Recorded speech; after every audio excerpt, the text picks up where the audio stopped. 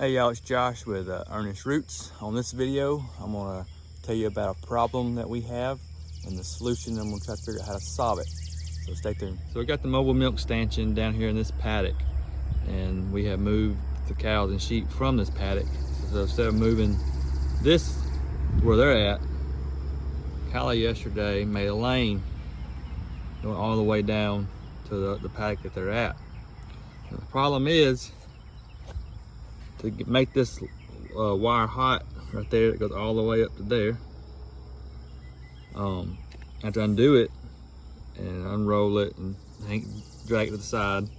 And when I do that, it goes slack down through there. So when the sheep and the cows are coming down the lane to come to the milking area, a bunch of them jump and get over to here. They're not supposed to be, and I have to round them up and get them back over to here, which is kind of aggravating sometimes.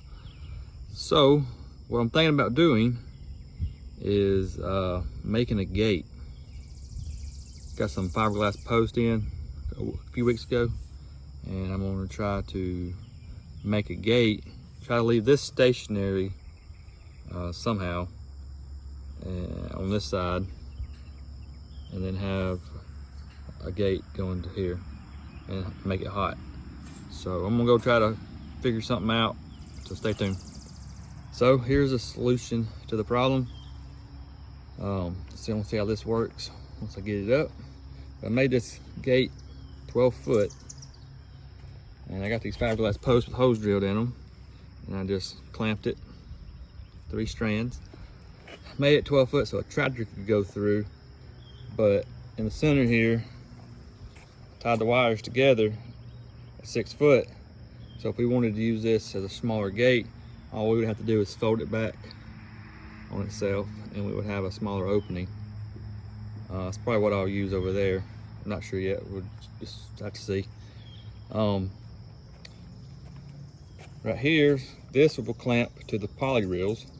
And I got to figure out something to make that stationary, because it's going to be out in the middle of the pasture, not on a post.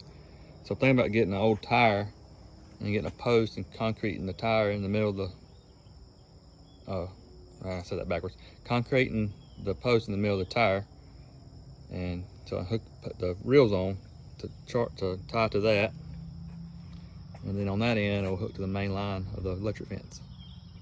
So yeah, we'll see how this works. I'll put it into play and then show that. So here's what I've done with the gate I made.